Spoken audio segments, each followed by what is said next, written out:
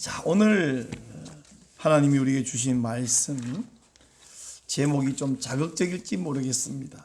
율랑여 왕족이 되다라는 말씀입니다. 자, 여러분 저를 보세요. 사람의 마음속에는 누구나 교만이 들어있어요. 근데 이 교만이 두 방향으로 표출이 되는데, 다른 사람을 향해서도 자기 자신을 향해서도 표출되는데, 우선 다른 사람을 향해서는 교만이 표출되면 어떡하냐? 니까짓 게 이럽니다. 그러면 자기 자신을 향해서 표출이 어떻게 되냐? 나 같은 게 이럽니다. 그리고 이 교만한 마음은 남도 멸시하고 자신도 무시해요. 자, 남을 인정하지 않는 것도 교만이지만 자신 스스로 자학하는 것도 교만함의 결과입니다. 그런 마음으로 세상을 보면 나나 남이나 세상에 멀쩡한 인간이 없어요. 그죠? 썰 인간이 없어요. 자, 이처럼 자신과 타인을 부정적으로 보는 이 교만, 이 문제, 이거 어쩌면 좋을까요? 사람은요, 재산이 많고 적고 학식이 높고 낮고 외모가 헌칠하고 직업이 좀 이렇게 폼나고 혹은 여건 좀 거칠거나 힘들고 그런 거 상관없이 누구나 귀하고 가치 있는 하나님의 형상입니다. 믿죠? 아멘이죠? 네. 허드렛이라는 사람은 인간이 시시하고 폼나게 무슨 장자라는 사람은 인간 자체가 귀하냐? 똑같은 인권이 있는데 그건 인간이 고귀해서이기도 맞지만 그 이전에 하나님의 형상이기 때문에 누구나 귀합니다. 근데 이건요, 이론적으로는 다 동의하는데 실제로는 어떠냐? 대부분의 사람은 자존감이 부족해요. 스스로 위축됩니다. 그리고 이런 사람들이 일어서서 한번 잘해보려는 의지조차 부족해요. 사람이 어릴 때부터 충분히 사랑을 받고 자라면 자존감이 좀 남보다 높아요.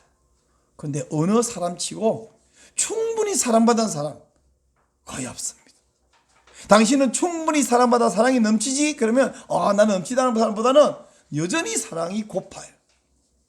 그래서 이런 말에 감동합니다. 당신은 사랑받기 위해 태어난 사람. 이런 말에 감동을 해요.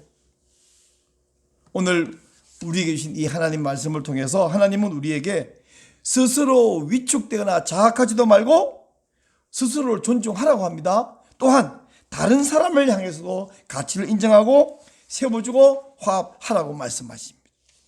그것이 바로 하나님 나라 백성의 모습인 줄로 믿으시기 바랍니다. 자, 이 이야기를 하기 위해서 하나님은 여호수아를 사용하셨고, 여호수아는 이스라엘 백성들에게 라합에 관한 이야기를 들려주었습니다. 자, 여러분, 이스라엘 백성들이 가나안 땅을 정복하고 가나안 땅에 정착해서 평안히 살려고 할 무렵에 이스라엘 사회에는 이질적인 가족 하나가 살고 있었어요. 이 가족은 도대체 어떤 가족인데 이렇게 죽음을 당하지 않고 여기서 편안히 살고 있단 말이냐. 원래 하나님께서는 가나안 땅에 들어가면 그 땅의 모든 민족들을 다 진멸하라 명령하셨어요. 그것을 알고 진멸 안 당하려고 속임수를 쓴 사람이 누구냐면 기브온이라는 도시에 사는 사람들입니다. 이 사람들은 자기들이 저 멀리 사는 사람들인데 여호와 하나님과 여호수아와 이스라엘에 관한 소문을 듣고 우리가 화친하러 왔습니다. 거짓말을 하고는 막 모든 형상도 그렇게 꾸몄죠. 그 속아서 서로 언약을 맺어버렸는데 알고 보니까 며칠 안 돼서 이 사람들이 바로 코앞에 있는 사람이고 자기들이 다 멸망시키고 없애야 되는 민족인 걸 알았는데 하나님 이름을 걸고 맹세했으니까 어떻게 할 수 없잖아요. 그래서 기브온 사람들은 그 이스라엘 백성 가운데서 나무 장작 패고 물 깃는 노동하는 사람으로 이제 앞으로 살게 됐습니다. 근데 기브온 사람은 장작 패고 물 깃는 사람으로 사는데 이 제가 말하는 한 가족, 이 가족은 그런 노동을 하는 것도 아니고 그냥 멀쩡히 살고 있는 거예요. 도대체 이 사람들은 누구냐? 그 가문을 대표하는 사람은 남자도 아니고 여자입니다. 게다가 이 사람은 무슨 귀족, 왕족 출신도 아니고 출신이 창녀 여러분 설교 시간에 제가 창녀 이러니까 여러분이 들은 게 그 좀 듣기 부담스러운데요, 불편한데요, 그렇게 생각할 수도 있어요. 근데요, 제가 그 단어를 쓰는 것이 이전에 성경이 하나님의 말씀이 그 단어를 쓰고 있는 것을 어떻게 좀 양해해 주세요. 성경은 분명히 창녀라고 쓰고 있어요. 자, 여러분 여호수아 2장 1절 한번 보실래요? 눈의 아들 여호수아가 시딤에서 두 사람을 정탐꾼으로 보내며 이르되 가서 그 땅과 여리고를 엿보라 하며 그들이 가서 라합이라 하는 기생의 집에 들어가 거기서 유숙하더니. 여기 기생이라고 되어 있는데요, 히브리어 원문에서는 자나라는 단어로 쓰이는데 기생이 아니고 창녀입니다.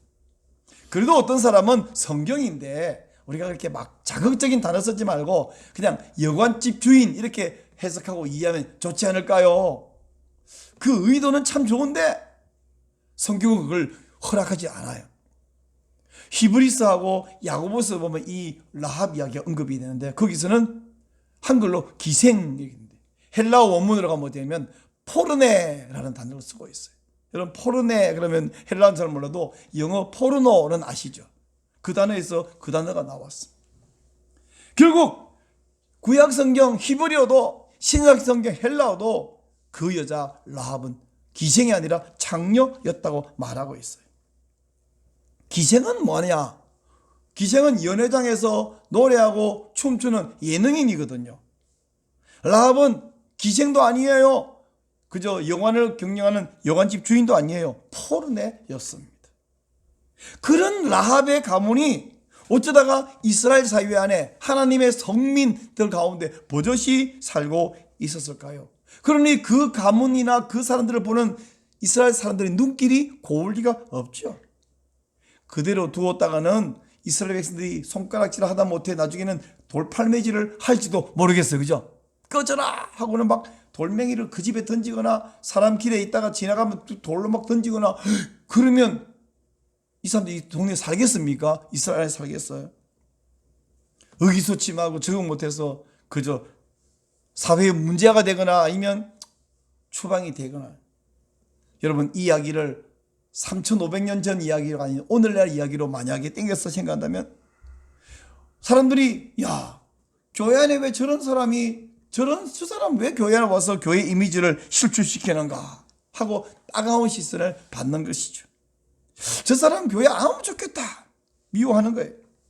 그러다 보면 그 본인 혹은 그 가족은 어때요? 야, 교회 가니까 내가 이렇게 출신이 별로 안 좋다고, 혹은 내 직업이 시시하다고, 혹 내 학식이 떨어진다고, 혹 내가 재산이 좀 없다고 되게 무시하네. 교회 못 다니겠다. 신앙생활을 포기하고 교회를 떠나고 하나님도 떠나게 될 수도 있습니다. 그런 일이 그 사회에 있을 수 있는데, 그래서 이것을 막아야 돼. 해결해야 돼. 문제 생기기 전에. 여호수아는 라합과 그의 가족이 어찌하여 이스라엘 안에 가서 이렇게 버젓이 살게 됐는가, 그 중요한 내막을 설명하기 시작해요.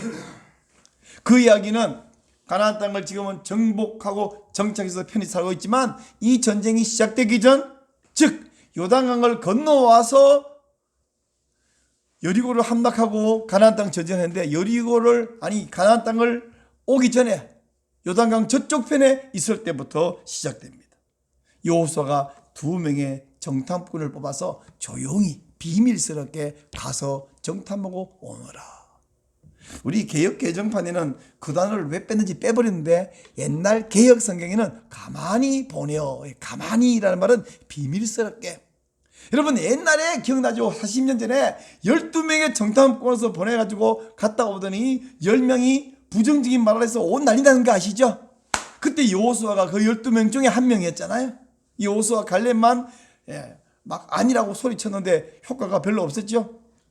이제 여호수아는 2사람의 정탐꾼, 12명이 아닌 2명만 조용히 갔다 오느라. 그래서 2 정탐꾼은 조용히 가서 여리고에 잠입했어요. 그리고 창녀의 집에 들어갔습니다. 하필이면 왜 창녀 집이냐? 여러분 창녀 집은 누가 들어가는 곳이냐? 아무 남자나 지 가고 싶으면 가는 곳이에요. 그러니까 자연스럽죠? 야, 창녀집에 들어갔으니까 발각도 안 되고 뭐 창집이 누가 들락거리지 그걸 누가 막 눈여겨보는 사람 없잖아요. 그래서 괜찮아야 되는데 아니에요. 지금 여리고 사람들은 강 건너편에 있는 이스라엘 백성 때문에, 그리고 이스라엘 백성이 저 애굽에서부터 건너면서 무슨 일이 벌어졌는지를 다 듣고 알고 있어서 막 초긴장이 되어 있어요. 그래서 낯선 사람이 딴 데 간 것도 아니고 창녀집에 들어간 것도 바로 왕에게 보고가 들어갔습니다. 그래서 왕이 수색대를 보내서 스파이를 잡아내라.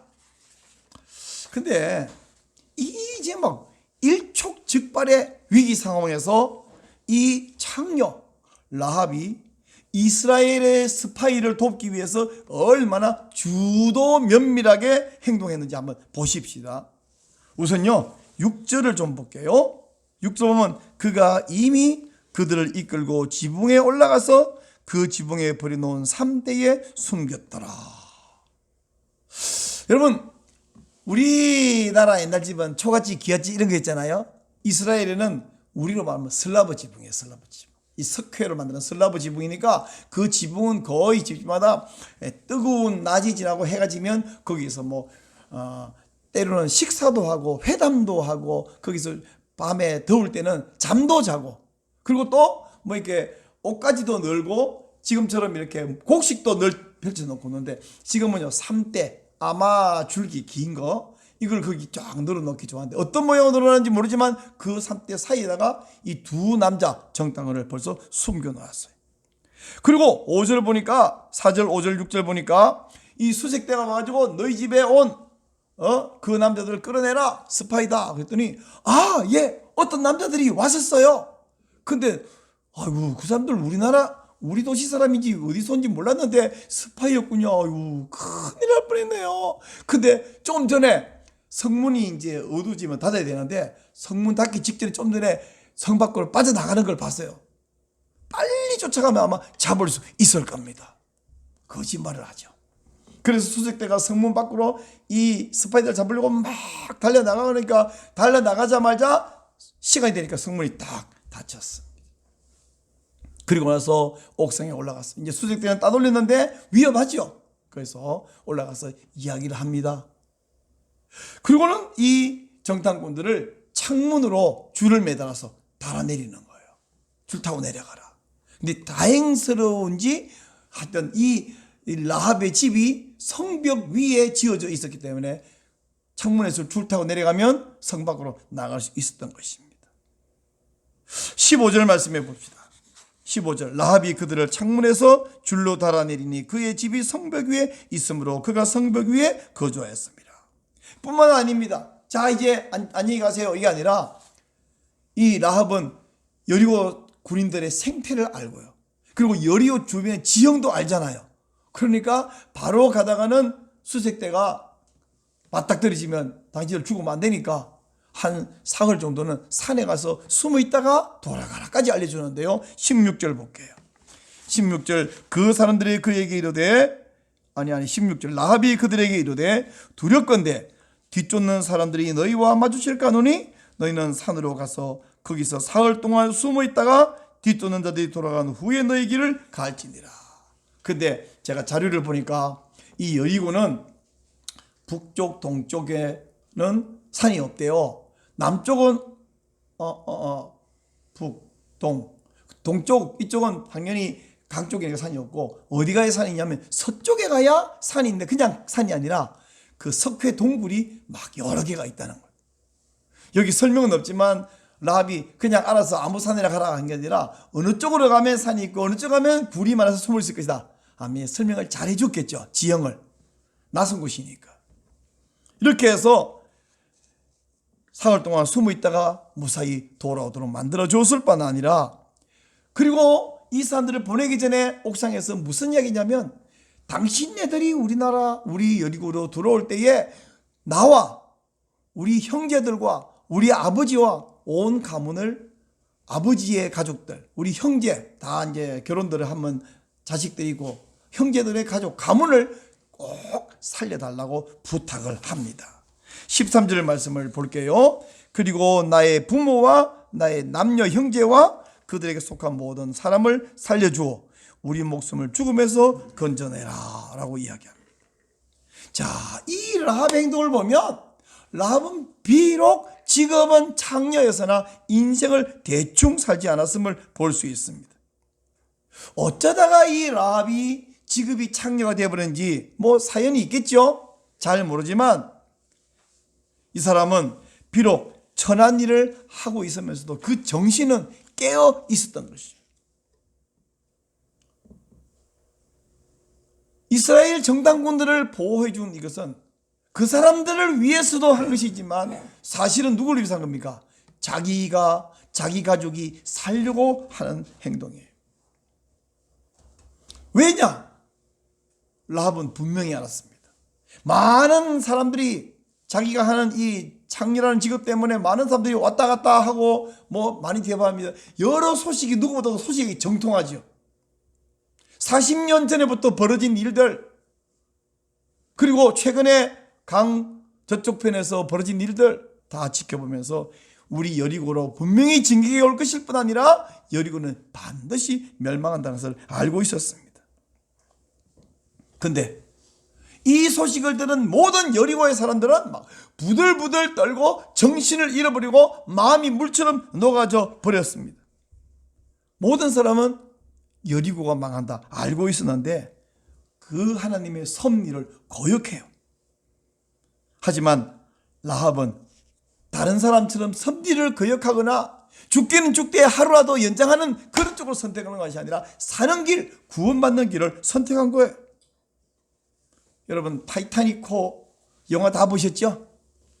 초호화 유람선 얼마나 넓고 크고 번쩍번쩍 빛나고, 근데 세상에 이 배가 그렇게 떠 있는 빙산에 부딪히고 이게 침몰할 걸 누가 상상 안 했는데 침몰한다는 사실이 알려지는 순간 어떻게 해요? 그걸 알고도 물뚱물뚱 있는 사람 아무도 없죠. 모두가 구명보트에 서로 빨리 타려고 막 길을 쓰지 않습니까? 구명보트는 작아요, 불안해요, 불편해요. 이 유람선은 넓어요, 여기는 그 추위도 막 따뜻해요. 근데 구명보트는 춥죠. 혹 뒤집어질지도 모르죠. 그러나 구명보트를 안 타고 멀뚱한 사람이 이상한 사람 아닙니까? 이 여리고는 지금 침몰하는 배와 같은데 그 배를 건지겠다고 난리치는 게 아니라 구명보트로 옮겨 타는 게 정상이죠. 여러분 라합의 신앙 고백이 어떠한가 한번 살펴볼게요. 9절 말씀을 보면요 이렇게 말합니다. 말하되 여호와께서 이 땅을 너에게 주신 줄을 내가 아노라. 우리가 너희를 심히 두려워하고 이 땅 주민들이 다 너희 앞에서 간담이 농다니. 어쩌면 제가 이걸 읽으면서 라합은 자기가 성벽위에 성문 가까이 살고 있으면서 많은 남자들이 뭐 자기에게 이렇게 출입하는 불행한 직업을 갖고 있는데, 그러기 때문에 어쩌면 정탐꾼들이 오는 것을 자기가 만날 수도 있겠다라는 기대를 갖고 있었지 않았을까? 제 상상력이에요. 그리고 10절에서도 말합니다. 너희가 애굽에서 나올 때에 여호와께서 너희 앞에서 홍해 물을 마르게 하신 일, 요단 저편에서 아무리의 두 왕 바산 왕 옥과 헤스본 왕 시온을 멸망시킨 것을 우리가 다 들었다. 라합이 나이가 40이 넘었을 리가 없으니까, 그죠? 홍해 이야기는 옛날에 그런 있었다는 걸 들었겠고, 최근에 자기가 아직 젊은 여자면 최근에 저 요단 동편에서 있은 일을 다 들었다는 것이죠. 그리고 사람들이 지금 이 여리고 사람들 어떠냐? 간담이 녹아내리고 정신을 잃어버렸다. 정신을 못 차린다. 특별히 중요한 말은 11절입니다. 11절. 우리가 듣자 곧 마음이 녹았고 너희로 말하면 사람이 정신을 잃었나니, 그 다음 말.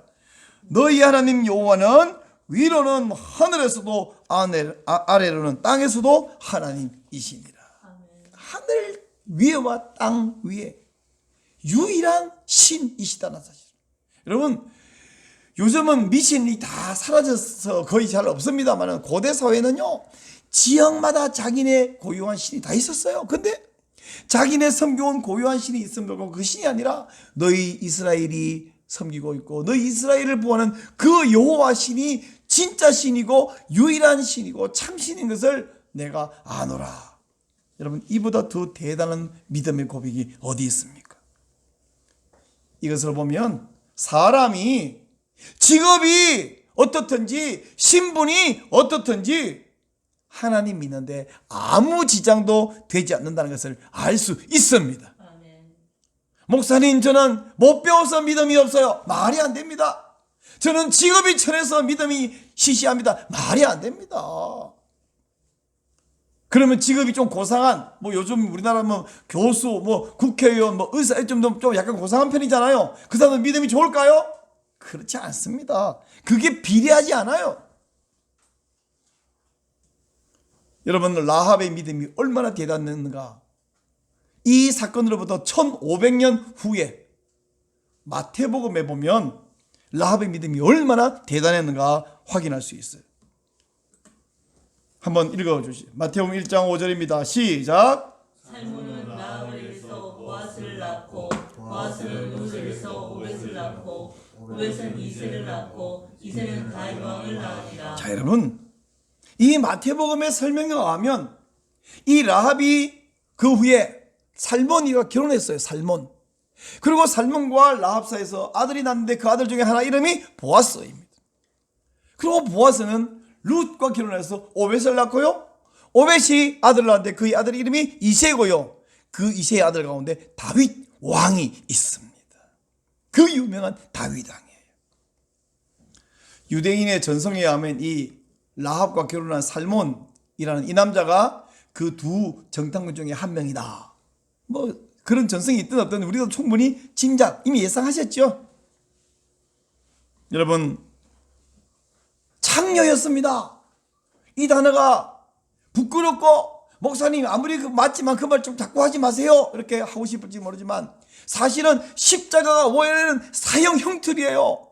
망나니, 칼춤추는 망나니처럼 십자가, 그보다 더한 사형인데 우리는 날마다 십자가 찬송 부르게 되는 것은 예수 그리스도 때문인데, 창녀였다는 사실을 강조하는 것은 그녀가 그렇게 해서 다윗 왕의 고조모가 됐다는 사실 때문에 원래 직업이 창녀였다는 사실을 버젓이 성경은 자나라는 단어로 기록하고 있고, 헬라에서는 포르네라는 단어를 기록하고 있고, 저는 지금 라합이 여관집 주인이 아니라 창녀였다고 강조하고 있는 거예요.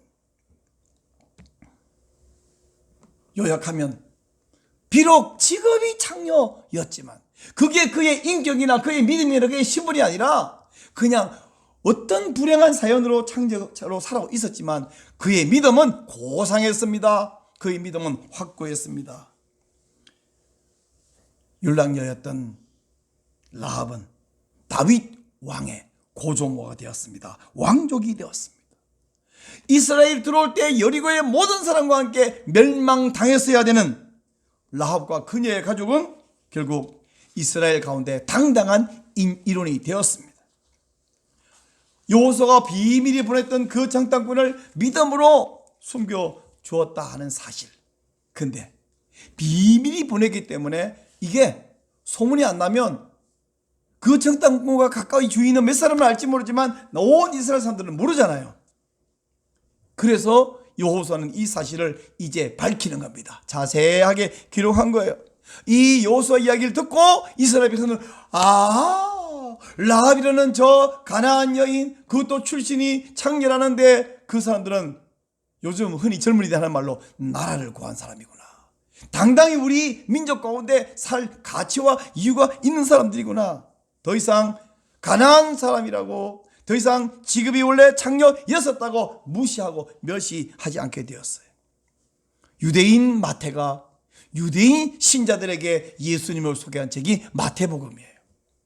근데 마태복음에서 마태는 유다 지파의 살몬이 여리고 창녀 출신 라합과 결혼해서 보아스를 낳고, 보아스는 모압 여인 룻과 결혼해서 오벳을 낳고, 그 오벳이 이새를 낳고 이새가 다윗을 낳았다는 사실을 숨기지 않고 당당히 밝히고 있습니다.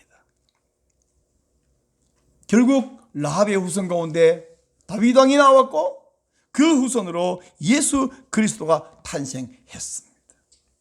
여러분, 다윗의 혈통, 예수님의 혈통, 그럼 뭔가 좀 순수 혈통이어야 될 것 같지 않습니까? 안 순수해요. 이방인의 피가 막 섞여 있어요. 그것도 뭔가 좀 이방인 중에서도 뭐 그 무슨 왕족, 공주의 아니요. 부끄러운 피가 섞여 있는 것 같습니다. 하지만 예수님의 족보에서는 순수 혈통이냐 보다도 믿음과 결단력과 헌신이 얼마나 대단했냐, 이게 더 중요한 것을 알 수 있어요. 히브리서 11장은 믿음의 사람들에 대해서 설명하고 있잖아요. 히브리서 11장 31절에서는 뭐냐면 믿음으로 라합은 정탐꾼들을 숨겨주었다. 여러분, 야고보서는 믿음이 있으면 그것이 행함으로 나타난다, 그걸 강조하잖아요. 야고보서 2장 25절에서는 라합이 정탐꾼들을 숨겨준 그것은, 그 믿음은 그냥 관념적으로 생각으로 믿는 것이 아니라 행동으로, 행함으로, 결단력으로 표현된 믿음이었다라고 강조하고 있어요. 여러분, 우리나라 사람들은 순수율동 되게 좋아해요. 우리는 단일 민족, 순수율동, 백의 민족 막 이런 거 굉장히.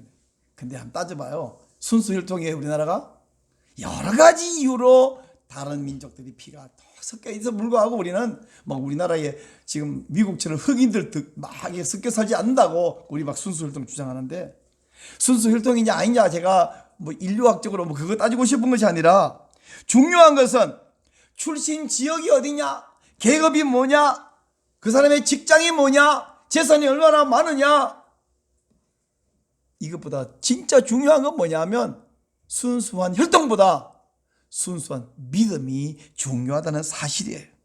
또한 그 믿음은 그냥 철학적인 믿음이 아니라 행동, 결단, 헌신으로 드러날 때 그 믿음이 진짜 믿음이다.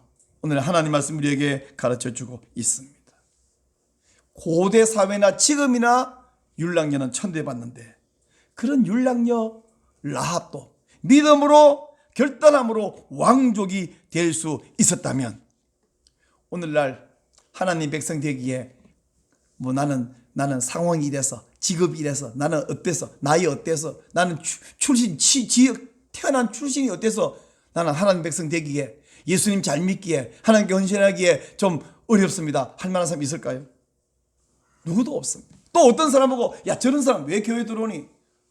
나이가 저렇게 많은 사람이, 직업이 저렇게 시시한 사람이, 야 저 출신이 저 사람이 어디 저 사람 뭐 외국인 노동자 출신이라며, 북한서 왔다며, 중국에서 왔다며, 원래 뭐 하던 사람이라며, 그 어떤 것으로 야 저런 사람 왜 교회 오니? 라고 손가락질하거나 비난하거나 좀 나가면 좋겠다거나 멸시할 이유가 없다는 거예요. 누구든지 믿음에 굳게 서면, 예수님의 족보에도 이런 사람들이 들어와 있는데 예수 믿는 사람 가운데 그 누가 못 들어오겠습니까? 그 누가 스스로 위축되겠어요? 누군가를 지적질하고 손가락질 하겠어요? 예수와 앞에 나오면 모든 죄 사하며 주의 품에 안기어 편히 쉬리라.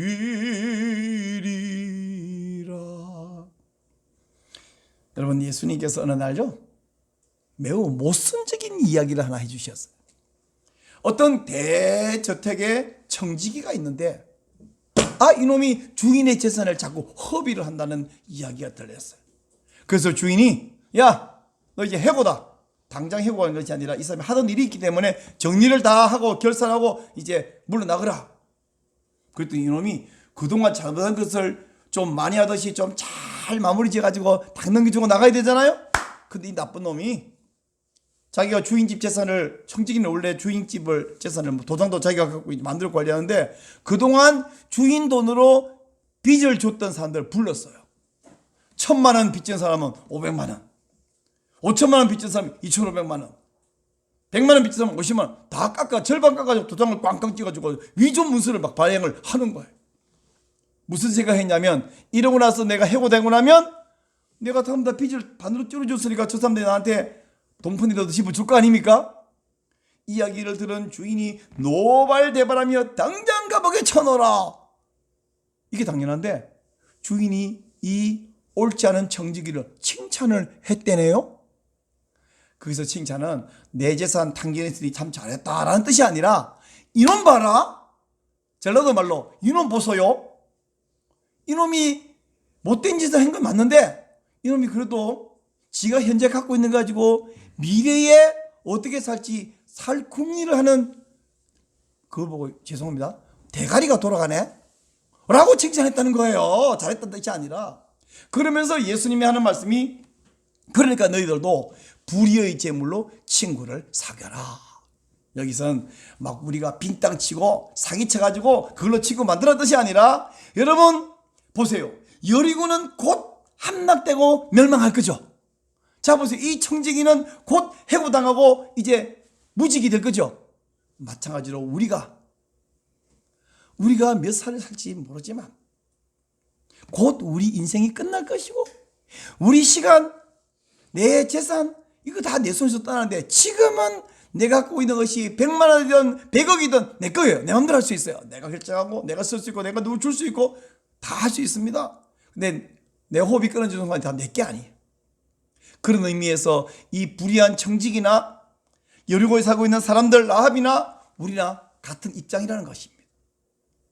내 손에 있는 동안 내가 도장 꽝꽝 찍을 수 있는 권리가 있는 동안 내 시간, 내 재산, 내 거. 근데 잠시 오면 내 거 안 되는 이것 갖고 어떻게 하냐면 이것들이 사라진 이후에 영원한 세계를 붙잡아라. 구원을 사라. 그게 바로 불의의 제물로 친구를 사겨라 하는 예수님의 뜻입니다. 사랑하는 여러분, 엊그저께 인터넷에 이렇게 하니까 21살 된 암에 걸린 아가씨가 사람들에게 이렇게 말을 하는 것이 참 감동이다 이렇게 올라와 있는 거 봤어요. 21살도 암에 걸려서 이제 인생을 하직해야 되는 인사를 해야 되는 사람이 있고 90대야 아직까지 건강하고 이제 아직까지 좀 있으면 죽겠거니 하는 사람은 이제 달라요. 몇 살까지 살지 우리 모른다는 거예요. 그러나 확실한 건 21살에 죽을 수도 있고 91살에 죽을 수도 있지만 90년 살은 사람한테 가서 한 90년 짠 사니까 인생이 엄청 기십니까? 이렇게 물어보세요. 오래 살아볼수록 인생이 눈 깜빡하게 이만큼 왔다고 해요. 내 살아있는 동안에 내가 지금 20년, 50년, 70년, 90년 살았던 과거의 전적이 어떠했는가? 현재 내 계급이 뭐고 직책이 뭐고 재산이 얼마 되느냐?